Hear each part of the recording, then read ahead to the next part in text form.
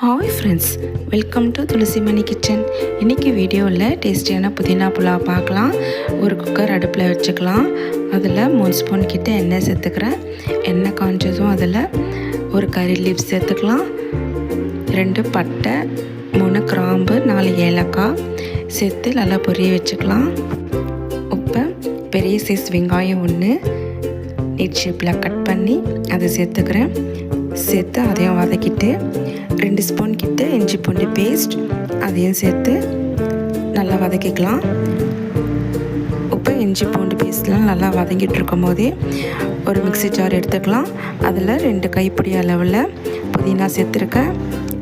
சேர்த்துட்டு 1/4 கப் அளவில் தயிர், 7 பச்சை மிளகாய், ஒரு 1/2 லெமன் நம்ம புழிஞ்சு எடுத்துக்கலாம். ஒரு 1/2 லெமன் சேர்த்துட்டு நல்லா நைஸாக அரைச்சி அப்படியே வச்சுக்கலாம்.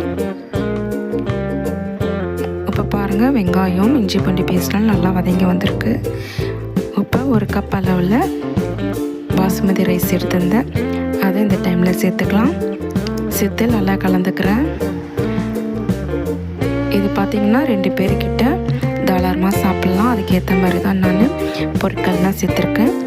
நீங்கள் எவ்வளோ பேருக்கு செய்கிறீங்களோ அதுக்கேற்ற மாதிரி பொருட்கள்லாம் சேர்த்து ஆட் பண்ணிக்கலாம். இப்போ அரைச்சிருந்த புதினா பேஸ்ட்டை சேர்த்தாச்சு. சேர்த்து நல்லா கலந்துட்டு 1 கப் அளவில் அரிசி எடுத்திருந்தேன். இப்போ 1/4 கப்புக்கு தண்ணி சேர்த்துக்கிறேன். இது பாஸ்மதி ரைஸ்ன்றதுனால தண்ணி பார்த்து சேர்த்தா திட்டமாக இருக்கும். இப்போ தண்ணி சேர்த்துட்டு இப்போ 1/4 ஸ்பூன் கிட்ட மஞ்சள் பொடி, டேஸ்ட்டுக்கு ஏற்ற மாதிரி உப்பு சேர்த்துக்கிறேன். சேர்த்து நல்லா கலந்து விட்டுட்டு இப்போ குக்கரை மூடி ஒரு 3 விசில் விட்டு வேக வச்சுக்கலாம்.